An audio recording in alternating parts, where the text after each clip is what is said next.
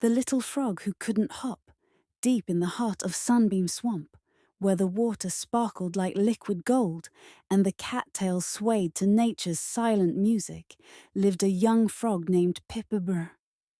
Unlike the other frogs who leapt from lily pad to lily pad, with joyful abandon, Pip had a secret. He couldn't hop. His legs, thin as twigs, wouldn't push him more than a few inches off the ground. The other frogs didn't mean to be unkind, but their games of leapfrog and long jump left Pip sitting alone on his half-sunken log, watching his reflection ripple in the water. "Maybe I'm not a real frog at all," he whispered to the dragonflies, who hummed sympathetically but never stayed long.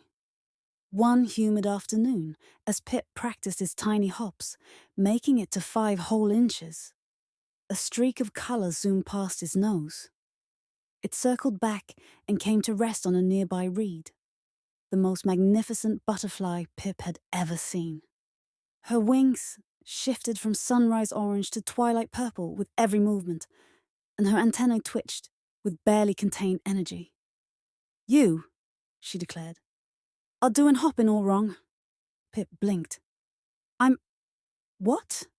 The butterfly fluttered down until they were eye to eye. "I'm Zippy, and you're using your legs like they're stilts instead of springs." Before Pip could protest, Zippy launched into the most ridiculous demonstration he'd ever seen. Wiggling her abdomen, flapping her wings furiously, and somehow propelling herself forward in a series of jerky, bouncing movements that looked nothing like proper hopping. Pip couldn't help it. He laughed until his throat pouch vibrated. "That's not hopping. That's brilliant," Zippy suggested, upside down on a lily pad. "Innovative. Revolutionary. Crazy," Pip giggled.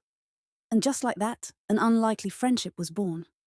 Zippy turned out to be the worst and best hopping coach imaginable. Her lessons included the bouncy mushroom technique, jumping on marsh mushrooms, resulting in one spectacular splash into duckweed, wind-assisted leaping, waiting for gusts to help, which mostly blew Pip sideways into bushes. The dramatic countdown.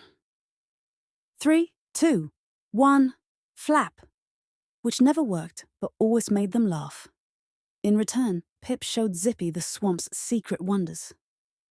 The best rocks for sunbathing, avoiding the one Mr. Snapper the turtle claimed. How to make perfect mud bubbles, a skill Zippy's delicate feet struggled with. The art of staying perfectly still to observe shy creatures one evening. As fireflies lit their tiny lanterns, Zippy grew quiet. "Pip," she said, tracing circles in the water with her antenna, "what if you never hop like the others?" Pip watched a water strider skate across the surface. "Then I'll be the best non-hopping frog in the swamp." Zippy's wings shimmered. Exactly. The storm that changed everything. When the great storm came, it arrived without warning. One moment the swamp was peaceful. The next, wind tore at the reeds and rain fell in sheets. "Pip!" Zippy's voice barely carried over the howling wind. "The tadpoles are trapped in the drying pond." Sure enough, the storm had diverted water from the nursery pond, leaving dozens of tadpoles stranded in shrinking puddles. The other frogs were desperately trying to dig channels, but the current kept washing their efforts away. Pip didn't think. He acted. His thin legs, useless for high jumps, were perfect for scrambling over slippery rocks. His small size let him squeeze between roots, where bigger frogs couldn't go. Working with Zippy darting ahead to scout safe paths, Pip carried tadpole after tadpole to safety in his cupped hands.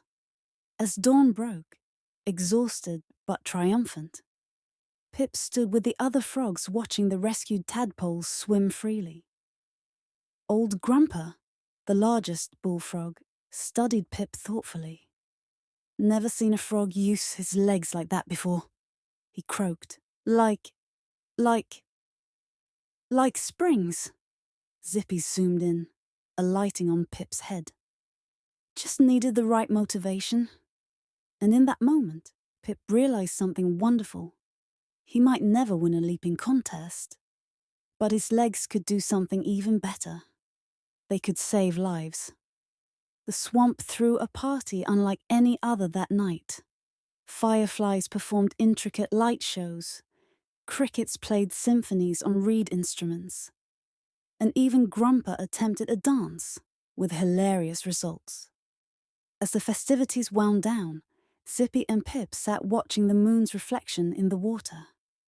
I have to join the migration tomorrow, Zippy said softly. Pip's heart sank, but he nodded. Will you come back? Zippy's wings brushed his cheek. Swamps aren't great for butterflies in winter, but when the milkweed blooms again. The next morning, as hundreds of butterflies rose into the sky like living confetti, Pip didn't feel sad.